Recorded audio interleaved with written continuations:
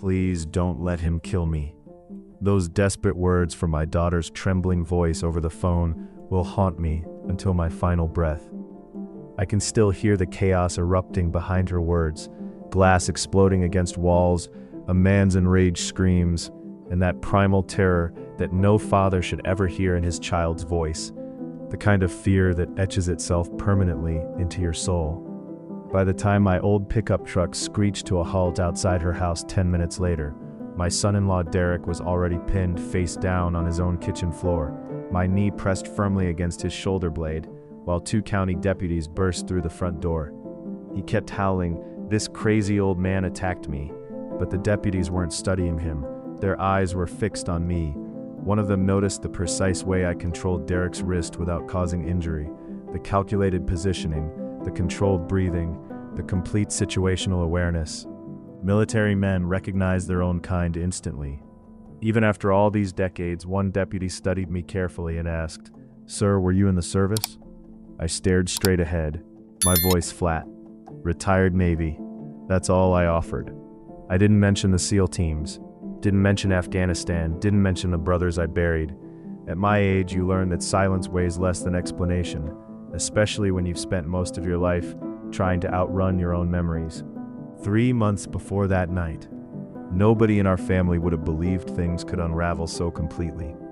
Especially not Derek Coleman. At 39, Derek was the picture of success.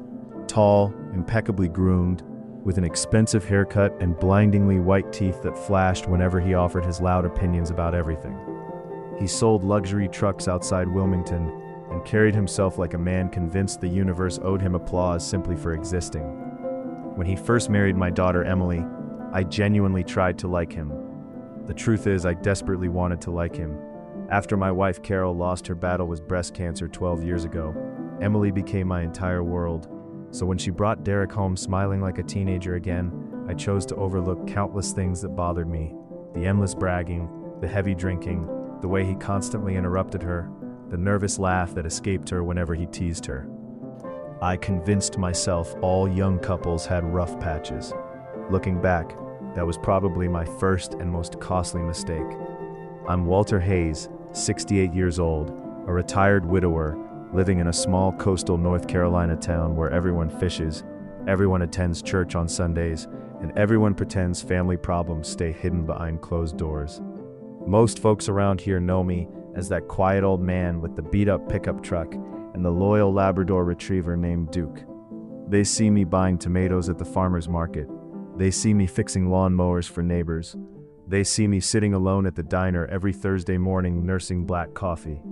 That's all they see, and honestly, I preferred it that way. I spent 26 years inside naval special warfare. By the time I retired, I'd experienced enough noise, enough funerals, enough adrenaline to last several lifetimes. Peace became precious, or at least I thought I had found peace. The first signs. The first time I noticed something truly wrong with Emily's marriage was at Thanksgiving 2 years earlier. Emily had always loved cooking with her mother when she was young. Sweet potato casserole, homemade rolls, pecan pie. Carol taught her everything. That Thanksgiving, Emily accidentally overcooked the turkey slightly. Nothing dramatic, just a little dry.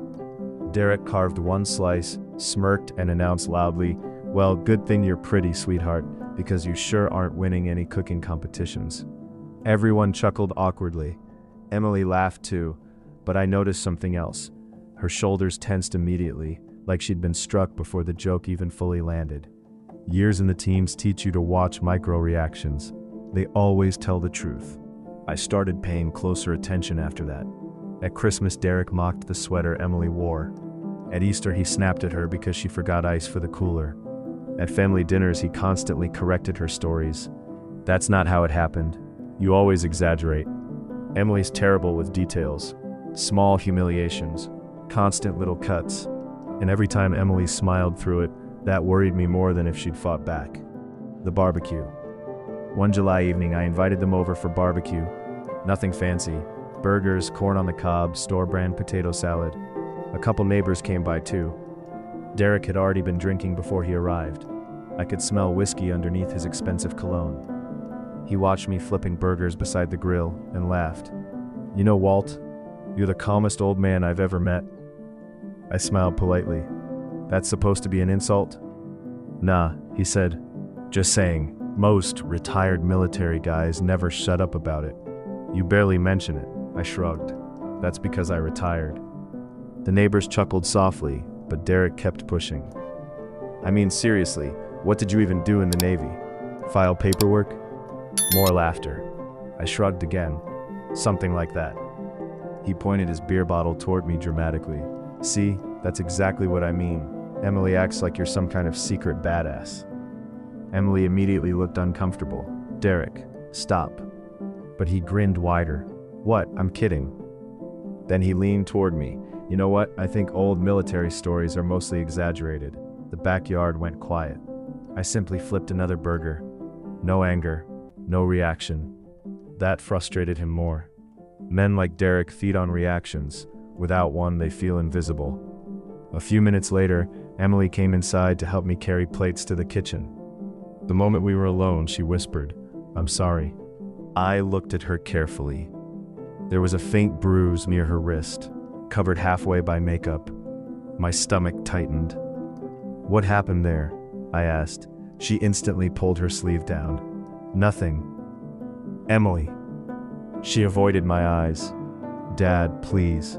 That word, please. Not defensive, not irritated, afraid. And suddenly I knew. Maybe not every detail, but enough. The code. That night after everyone left, I sat alone in my garage workshop. Duke slept beside my chair, while rain tapped softly against the roof. I opened an old wooden storage chest I hadn't touched in years. Inside were pieces of another life.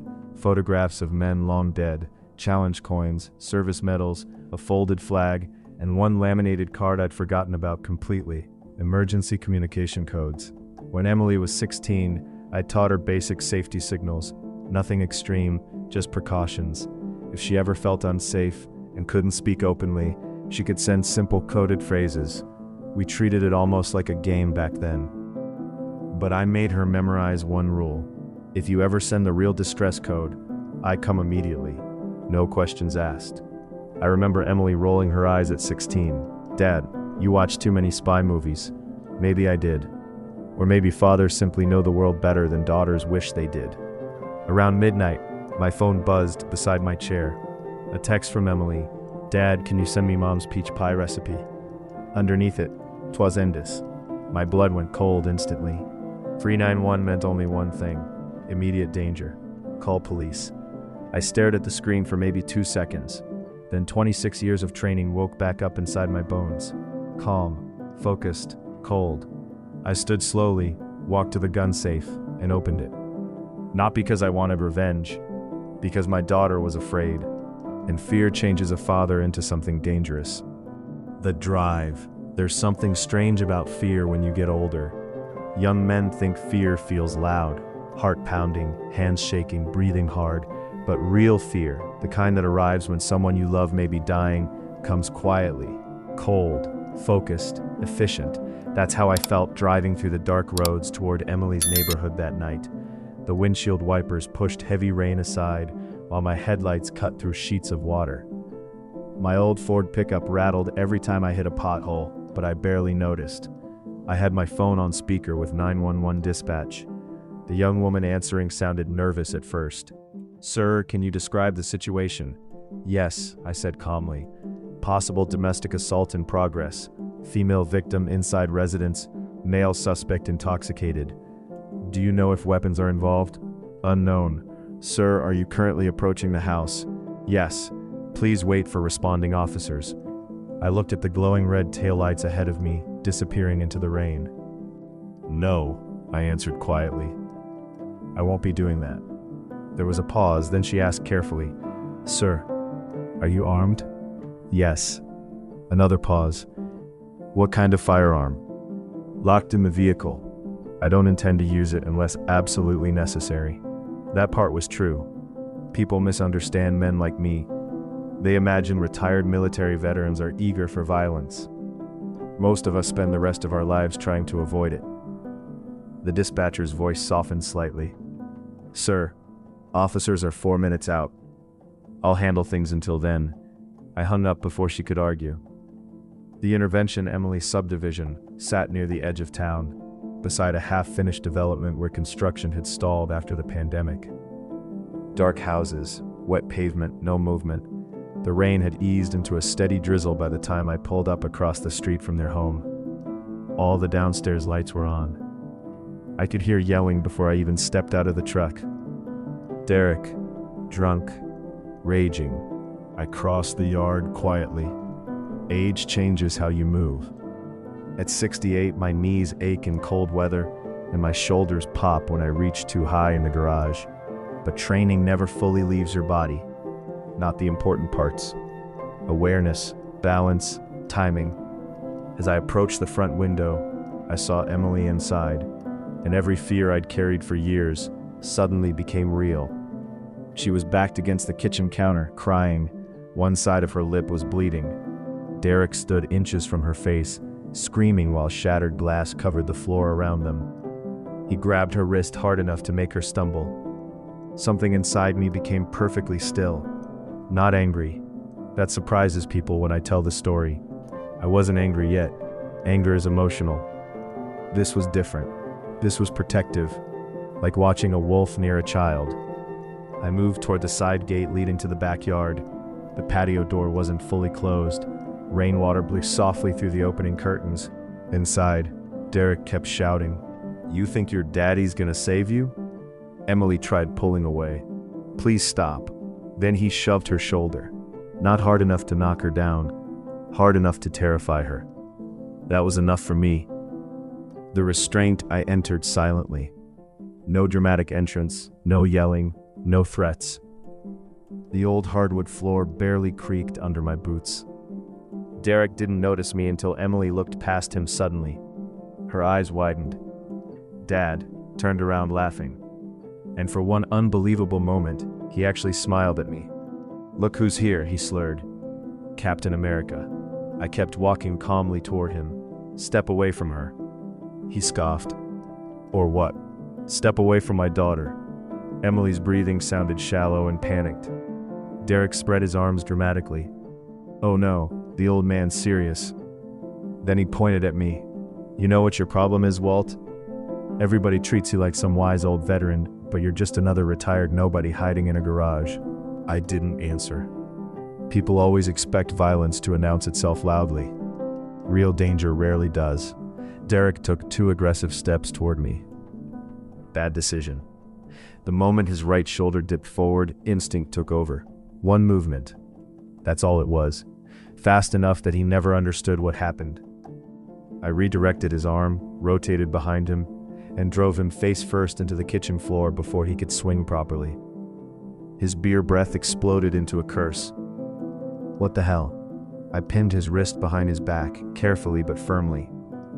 Not enough to break it. Enough to control him completely. Derek thrashed beneath me in shock. How did you?" "Stop resisting," I said calmly. Emily stood frozen near the counter, crying into her hands. Derek tried bucking upward again. I adjusted pressure slightly. He gasped instantly. Pain compliance. Precise, controlled, temporary. Old skills. "You're hurting me," he yelled. "You're not hurt," I answered. "You're restrained." That made him even angrier. He spat curses at me while struggling harder. Honestly, the whole thing lasted maybe 30 seconds before police lights flashed across the living room windows. The arrest. 2 deputies rushed through the front door, weapons drawn. "Sheriff's Department." I immediately released one hand and raised it slightly. Victim secure, suspect restrained. Both deputies froze for half a second. One younger officer aimed at Derek, while the older deputies stared at me closely. You could almost see the recognition happening in his brain. Not recognition of my face, recognition of behavior. Calm breathing, situational awareness, controlled restraint, military. The older deputy approached carefully. "Sir, can you stand up slowly for me?" I nodded once and rose carefully off Derek. The moment pressure lifted, Derek rolled over, screaming dramatically. This psycho attacked me. The deputy ignored him completely. Instead, he looked toward Emily. Ma'am, are you injured? Emily's lip trembled. Yes, that single word changed the entire room. The younger deputy immediately handcuffed Derek while reading his rights over Derek's furious shouting. This is, you can't arrest me. He attacked me first. Nobody listened. Emily suddenly collapsed into tears against the kitchen counter. Real breakdown tears, years of fear pouring out all at once. I grabbed the blanket hanging over the nearby chair and wrapped it gently around her shoulders, the same way I used to after thunderstorms when she was little. It's okay, I whispered. You're safe now. She clung to me tightly, and that nearly broke me. Because fathers always think they'll recognize when their child is suffering. But sometimes suffering grows slowly, quietly, right inside your own family. The older deputy stepped beside me after EMTs arrived. Low voice, respectful tone. You military? I nodded. Retired Navy. His eyes lowered briefly toward the way I'd restrained Derek, then back to me. Well, you handled yourself professionally. That almost made me laugh. Professionally, as if this were just another operation. But it wasn't. This was my daughter. And suddenly, after years of silence, I realized something painful. I should have come sooner. The aftermath. The strangest part about a house after violence is the silence. Not peaceful silence, heavy silence. The kind that settles into walls and furniture like smoke after a fire. Emily stayed with me after Derek's arrest. At first, neither of us talked much. She slept in her old bedroom upstairs, the same room with faded horse posters she'd hung when she was 13. I hadn't changed much after she moved out. Same quilt Carol sewed years ago. Same little ceramic lamp shaped like a lighthouse. Maybe part of me always hoped she'd come home again someday. Just not like this. The first morning after the arrest, I woke before sunrise out of old habit and made coffee in the kitchen. Rain still tapped softly against the windows while Duke lay near the back door snoring. Emily came downstairs wearing one of my old navy sweatshirts. Her lip looked worse in daylight, purple swelling, small cut near the corner. Seeing it made my chest tighten again. She avoided my eyes while pouring coffee. Sorry, she whispered. I frowned slightly. For what? For all this.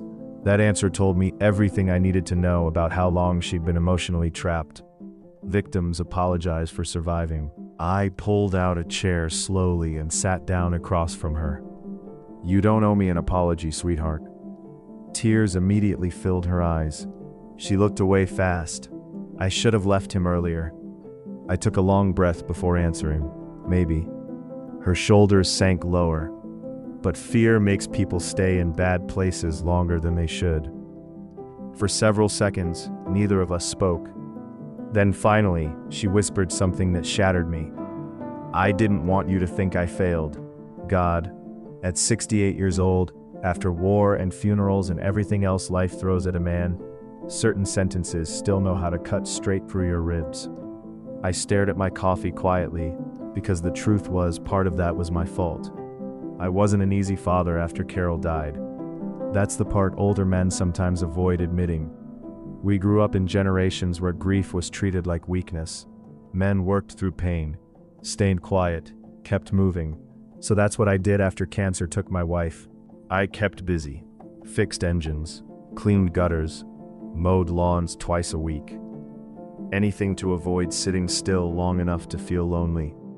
Emily was 24 then, young, heartbroken, still needing her father. But emotionally, I disappeared into myself. Not cruelly, just quietly.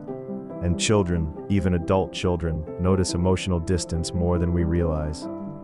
The truth emerges one afternoon a few days later.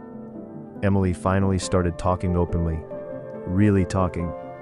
We sat on the back porch watching rain drift across the marsh behind my property, while Duke chased squirrels through wet grass.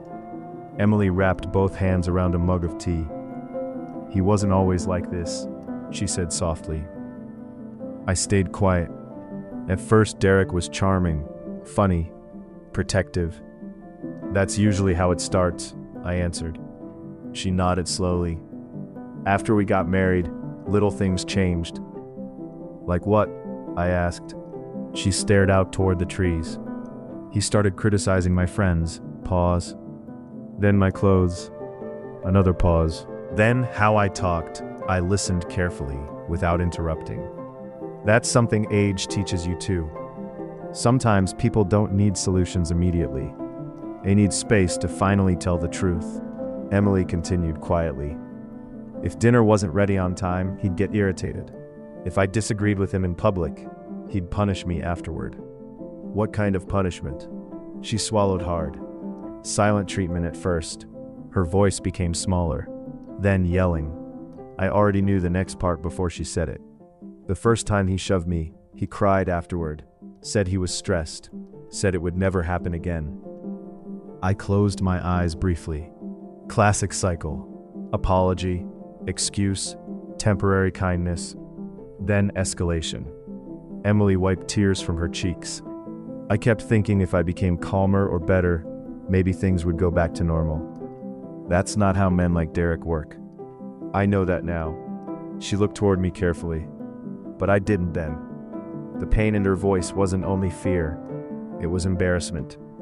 That's another thing people misunderstand about abuse. Shame traps victims almost as much as fear does, especially women from good families, especially older generations taught to protect appearances. Emily whispered, I was ashamed people would think I chose the wrong man. I leaned back slowly in my chair. Everybody chooses wrong people sometimes. She shook her head. Not Mom. That one hurt, because Carol had been warm where I was cold, gentle where I was disciplined. Emily inherited her mother's softness, and maybe that softness made her vulnerable to men who mistook kindness for weakness. The evidence. A few days later, Detective Sarah Bennett visited the house. Mid-40s, straightforward, no nonsense. She sat at my kitchen table flipping through paperwork while Emily nervously twisted tissues in her lap. We searched Derek's phone and laptop, Detective Bennett explained. There's evidence supporting ongoing domestic abuse. Emily looked down. Then quietly she said, There's more. The detective raised an eyebrow. Emily reached into her purse and pulled out an old flash drive. I started recording arguments months ago. The room went silent.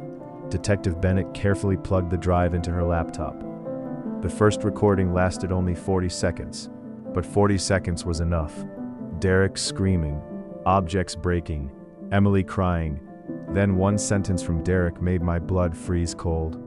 If your father ever interferes, I'll make sure he regrets it. The detective removed the headphones slowly. Well, she said quietly, that's going to help your case. Emily looked ashamed again. I know recording him was wrong. Detective Bennett immediately shook her head. No, honey, surviving isn't wrong. That sentence visibly affected Emily. Sometimes victims need permission to stop blaming themselves. That evening after the detective left, I went into the garage alone. I sat at my old workbench staring at nothing for a long time. Combat memories came back more often after the arrest. Funny how trauma works. You spend decades locking doors inside your mind. Then one emotional shock swings them all open again. I remembered young Marines bleeding overseas. Remembered notifying parents their sons weren't coming home. Remembered all the times I stayed emotionally detached because soldiers survived by compartmentalizing pain. Maybe I'd done the same thing as a father. Compartmentalized too much. Later that night, Emily found me sitting there in darkness. She stepped beside my chair quietly. Can't sleep either? She asked. I shook my head. For a minute, we just listened to rain hitting the garage roof. Then she surprised me. Dad, were you scared overseas? Nobody had asked me that in years. I gave a small, tired smile. All the time. She looked genuinely shocked. But you were Navy SEALs. Fear doesn't disappear because of training, I answered. What matters is what you do while afraid. Emily stared downward thoughtfully. Then she whispered, I was afraid every day with Derek. I reached over slowly and squeezed her hand. You don't have to live afraid anymore. And for the first time since she was a little girl, my daughter leaned against my shoulder and cried herself to sleep. The uniform. I never expected to wear my dress uniform again. Not at my age, not after everything. The last time I'd worn it was at Carol's funeral 12 years earlier. Even then, I only wore the jacket because she loved seeing me in uniform. Said it reminded her that underneath all my quietness, there was still a man who once carried himself proudly. After she died, I packed the uniform away in the attic and figured it would stay there until I died too. But life has a strange way of reopening old closets, especially when family is involved. Derek's preliminary hearing happened in late October. Gray skies, cold rain, one of those damp Carolina mornings that settles into your joints. Emily sat beside me outside the courtroom, clutching a paper cup of coffee with both hands. She looked healthier than she had in years, but still fragile in certain moments. Healing isn't dramatic, it's slow. Some mornings she smiled, other mornings she barely left the guest room. Trauma comes in waves. I'd learned that overseas long ago. Inside the courtroom, Derek looked smaller than I remembered. Not physically, spiritually. Funny how confidence disappears once consequences finally arrive. His expensive suits were gone, his hair looked unwashed. Dark circles hung under his eyes from weeks in county lockup. But the bitterness remained. The moment he saw me beside Emily, his jaw tightened hard. His parents sat behind him looking exhausted and embarrassed. I actually felt sorry for them. No parent raises a child hoping he'll become cruel. At least, I don't think they do. The courtroom, Derek's attorney stood and immediately began painting him as the victim. That's common in domestic violence cases, especially when the abuser comes for money. The lawyer described Derek as a stressed husband, a successful provider, a man struggling emotionally. Then he shifted toward me, and Mr. Walter Hayes, he continued dramatically, used excessive force while acting outside the law. I stayed perfectly still. The prosecutor looked bored already, because evidence doesn't care about performance. The state presented Emily's injuries, police photographs, audio recordings, medical reports, witness statements from neighbors. Then came the body cam footage. The courtroom watched silently as the deputies entered the kitchen that night. There I was on screen, calm, controlled, restraining Derek without striking him. No screaming, no rage, just containment. One deputy's body cam captured Derek shouting drunken threats, while Emily cried against the counter with blood on her lip. The defense attorney's argument weakened immediately after that, but Derek still wasn't finished humiliating himself. When he took the stand, he blamed everyone except himself. The alcohol, stress, marriage problems, Emily being too emotional. Then he looked directly toward me and sneered. He brainwashed her against me. That sentence finally caused something inside Emily to harden. I felt it beside me. She stood before the prosecutor even asked, voice shaking at first, then growing steadier. "No," she said quietly. The courtroom turned toward her. "My father didn't brainwash me." She took a long breath. "He saved my life." Absolute silence followed. Emily described years of emotional abuse in painful detail. The insults, isolation, fear, walking on eggshells every single day. Several jurors looked visibly emotional. One older woman wiped tears from her eyes. Then Emily said something that nearly broke me again. I stopped recognizing myself during that marriage. God. That sentence hit harder than any combat memory ever had. Because war wounds soldiers, but abuse erases people slowly while they're still alive.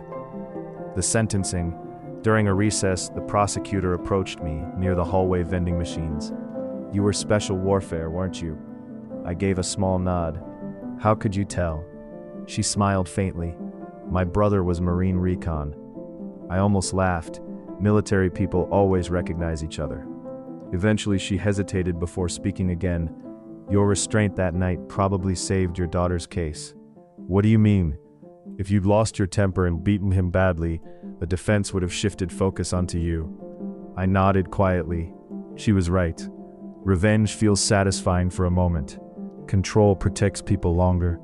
That lesson took me decades to fully understand. The final sentencing hearing happened 6 weeks later. Emily almost didn't attend, but eventually she decided she needed closure. That morning I climbed into the attic and opened the old garment bag holding my navy dress uniform. The fabric smelled faintly like cedar and age. As I pinned the medals back onto the chest one by one, memories returned I hadn't visited in years. Friends laughing in helicopters, young men writing letters home, funerals with folded flags. I stared at my silver star for a long moment before attaching it carefully. Truthfully, I never liked medals much. Medals can't bring people back. Still, they matter to civilians. They remind people sacrifice existed before comfort became fashionable. When I walked into the courthouse wearing full dress whites, conversations immediately stopped. Even Emily stared at me quietly. "You never wear that," she whispered. "I know, you look different." Maybe I do. Or maybe she was finally seeing all the parts of me I spent years hiding. The statement inside the courtroom. Derek looked stunned the moment he saw me. For the first time since I'd known him, genuine fear crossed his face. Not because of violence, because suddenly he realized something humiliating. The quiet old man he mocked at barbecues had spent a lifetime carrying burdens Derek couldn't survive for a week. The judge reviewed the evidence carefully before sentencing. Then she asked whether I wished to make a statement. I stood slowly. Every joint in my body reminded me I was no longer young, but my voice remained steady.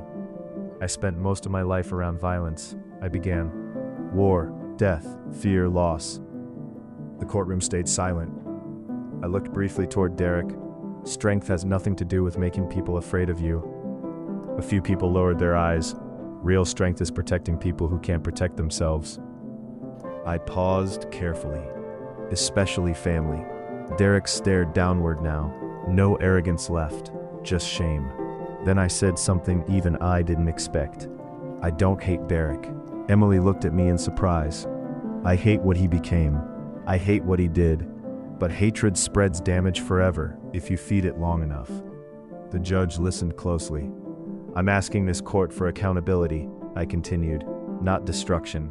The sentence included prison time, mandatory alcohol treatment, domestic violence rehabilitation, permanent restraining orders.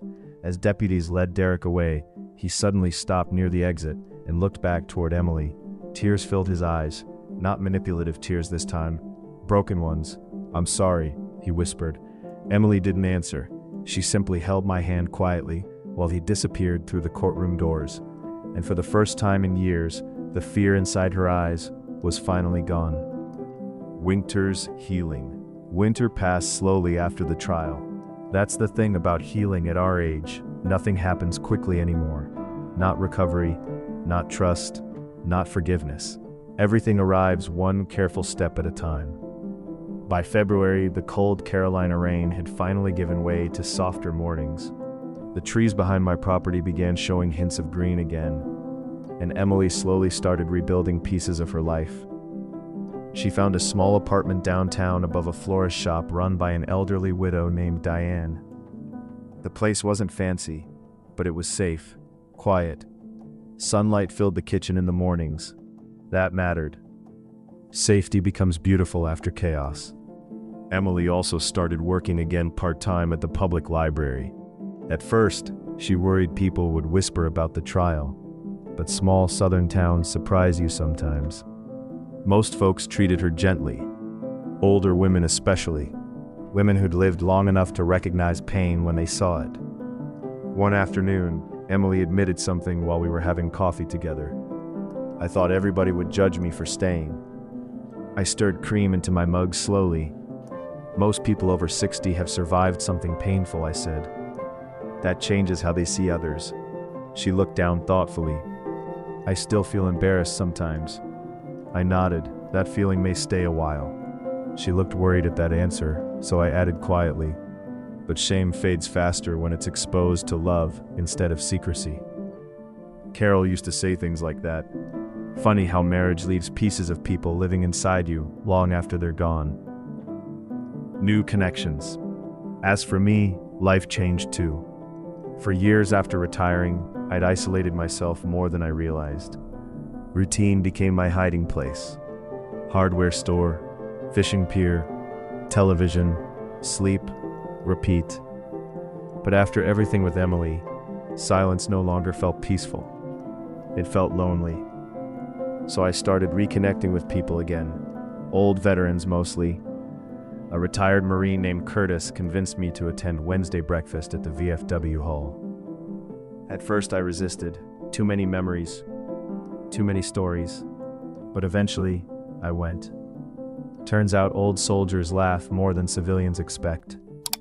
We talked about grandchildren, bad knees, blood pressure, medication, and boats that refused to start. Very little about combat.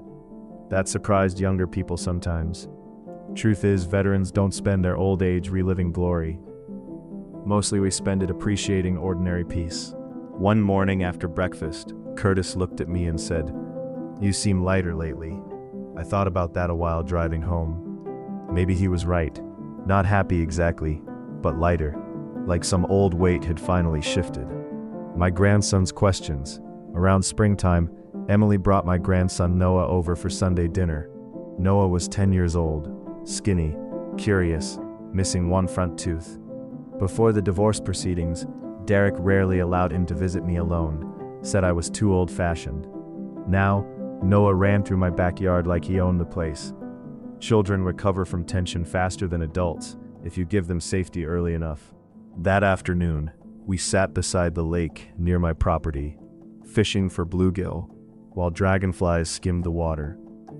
Noah studied me carefully before asking, "Mom says you were in the Navy." I was.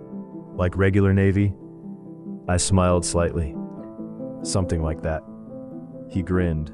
"Mom says you tackled Dad like Batman." I nearly choked laughing.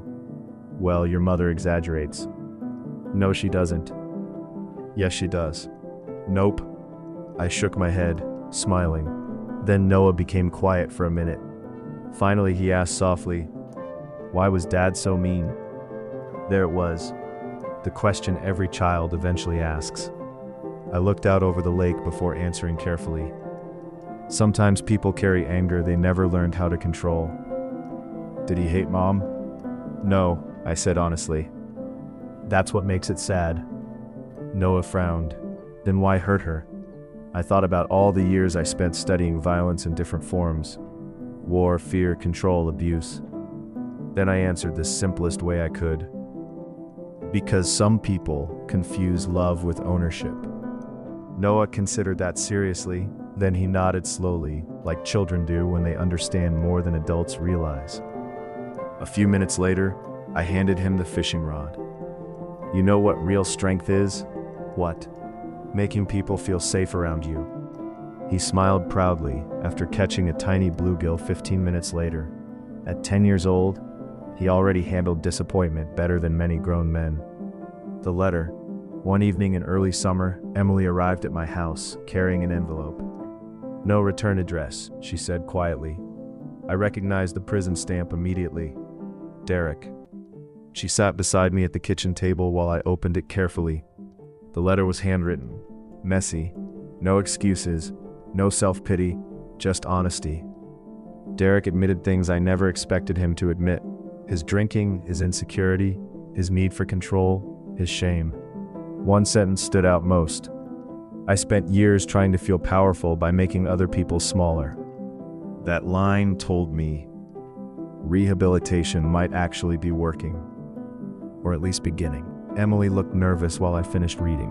"What do you think?" she asked softly. I folded the letter carefully. "I think remorse is painful when it's real. Do you forgive him?" That question sat heavily between us. At my age, I've learned forgiveness isn't a light switch. It's a decision you practice repeatedly, sometimes daily. "I don't know yet," I admitted. Emily nodded slowly. "That's fair." Then, after a long silence, she whispered something that nearly brought tears to my eyes. "But thank you for saving me." I looked at my daughter carefully. Healthier now, stronger, still healing, and I realized something important. I hadn't saved her alone. She saved herself the moment she asked for help. Many people never do. The family dinner. A few Sundays later, our family gathered again for dinner at my house. Nothing fancy. Fried chicken, mashed potatoes, cornbread. The kind of meal Carol used to make when money was tight, but love wasn't. Sunlight poured through the kitchen windows while Noah laughed at something on television. Emily looked peaceful for the first time in years.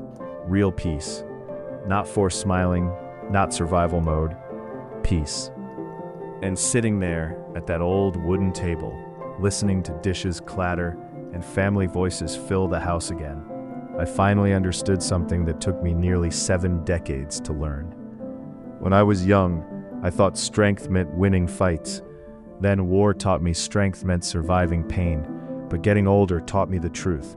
Strength is answering the phone when somebody is afraid. Strength is staying calm when anger would feel easier. Strength is protecting people without losing your humanity in the process. And sometimes, strength is allowing yourself to heal too. If this story meant something to you tonight, if you've ever loved someone through pain, protected your family, or learned hard lessons later in life, I hope you'll share it with someone who may need to hear it. And remember, no matter your age, it is never too late to choose kindness over control, peace over pride, and love over fear. This is Dad's Powerful Revenge, because sometimes the greatest revenge is healing, protecting, and never letting darkness win. Thank you for watching Dad's Powerful Revenge. If this story touched your heart, please like, share, and subscribe for more stories about family, strength, and the power of love.